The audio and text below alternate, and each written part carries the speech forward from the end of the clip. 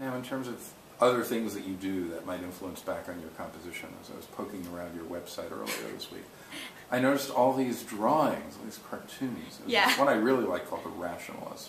Very interesting. Yeah, well, that's really funny. I had to go back to my website to see what that one was, because what happened is that a lot of them are class doodles, because I'm pretty bad. I'm doodling a lot in classes. And it's not like the classes are boring. A lot of them are really interesting.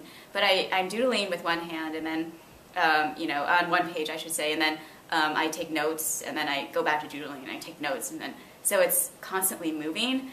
And it's just a habit that I've had since I was a kid that I never got rid of. There was a friend who would sit in front of me in AP Calculus, and we would pass back and forth notes, but it was actually a doodle of a Sega with stick-figured zombies and heroes and giants and monsters and everything, so it was a lot of fun. So anyways, yeah, that particular doodle, you can tell it was done in class because it has a line still, then I had to Photoshop them out. So that's where that came from. So do you feel there's a relationship between these doodlings and your composing and your playing? Is this part of the piece, or is this yet another whole side This is a here? Totally different thing in a way, but maybe there is a connection that I'm just not aware of. The reason why there's a lot of musical doodles is because I was a cartoonist at Juilliard, so I was submitting cartoons for their newspaper. So it was all arts and music related. And then I had a student at NEC, and I sent them a card, and I had a doodle that was like with the violin because he was a violinist. And then I had another student who was also a violinist, and so there's a woman who's playing the violin. So they're usually geared towards specific people or specific occasions, except for the ones that I just do in class.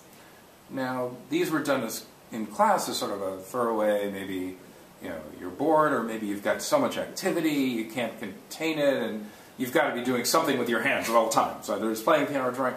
But, I mean, you clearly put these on your website. Yeah. They're good. I particularly like that one that I singled out. So what happens with them? Is this something you want to pursue? Would you want to have an exhibition of these? What's the direction for these? Oh, I wasn't sure about that because people have asked me. In fact, one of my collaborators, we're working on a musical, and he's a suspense author, and he also wrote a children's book. And so he asked if I wanted to draw, make the drawings for the children's book. And I was saying, oh, I don't have any time right now. Mainly, I don't have any formal training in art. So everything that I've done in terms of visual art is just kind of for fun, and they're all done with pencil. And with Photoshop, you can make them look like they're a pen. And you can erase your mistakes and everything. So if you were to do, let's say, a children's book or something that's more extensive, I feel like I would have to take classes in that to make sure that you have the same figure and know how to draw them from different perspectives and that sort of thing. So maybe one day, but not right now. Yeah, actually, I love animation, but I just know all these things take time.